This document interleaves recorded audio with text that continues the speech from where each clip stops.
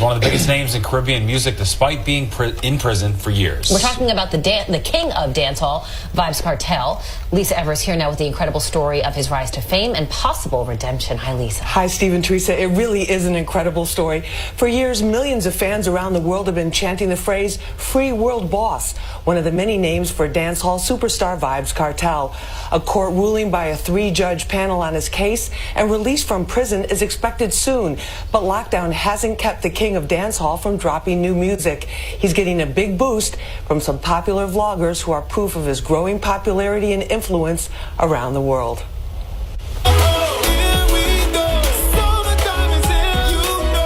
The sunny beach scenes and bright lyrics of Summertime helped make this a hit for Vybz Kartel, bringing him legions of new fans beyond dancehall. But it was one of his early hits, Rompin' Shop, with the artist Spice, that broke a barrier for the entire dancehall music genre. It became a huge international crossover hit, ranked on the American R&B and hip-hop charts. At the core of Kartel's popularity is his personal charisma. He's seen by many as a voice for the streets, defiant in his individuality and unlimited creativity, as we see in Last Man Standing. In 2011, with his influence a powerful force in Jamaica, Kartel was arrested and charged with murder. After a controversial trial with questionable evidence, he was sentenced to life in prison.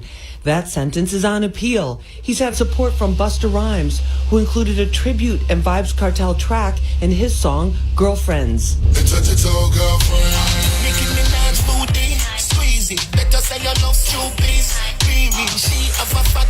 Kartel remains a dominant force in part due to continual coverage and analysis from dancehall vloggers. The most prominent include Vybz and Shakira, the husband and wife team behind JA Radio TV in Toronto, and the mysterious Yeti Boss. His identity is one of the biggest secrets in dancehall, but everyone knows his distinctive voice. His reviews are followed worldwide, even by Vybz Kartel himself. This is Yeti Boss from Yeti Boss TV. So Vybz Kartel, a.k.a. Royal Boss, a.k.a. Addy the Teacher, a.k.a. King of Dancehall. Hands down is the best to ever do it in dancehall. So Vybz Kartel is definitely one of the most lyrically potent artists to have ever graced the genre of dancehall. I completely agree.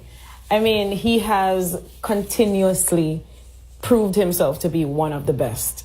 And as we've heard before, he is now compared to being the Tupac of dancehall. We got the Pandora, brand new Vybz Kartel alongside Alicia and Chia. Hot 97, New York City.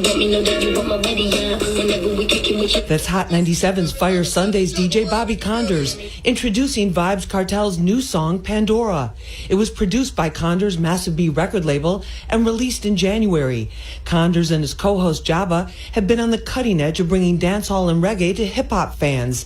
He tells me Vybz' mass appeal jumped off in 2004 with Picture This. The tempo and his vibes, and he was working with Bounty Killer at the time, and then that was, you know, it kind of catapulted him, and he just connected with that, you know, that particular generation of kids. Condors has been working with Kartel since the songs were on vinyl and tells me he's one of the most prolific artists he's ever known, sometimes writing 4 to 5 songs a week.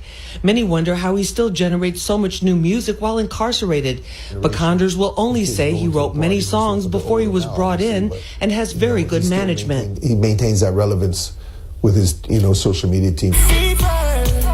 One of Kartel's most commercially successful songs, Fever, was released in 2016. He is the most streamed artist, being incarcerated. And that is proof enough that he is the greatest dancehall artist that we have ever seen. Some might say even the king of dancehall, the rightful No, he's definitely ruler the king of dancehall right now. Believe me, this man is incarcerated and he's actually dominating dancehall.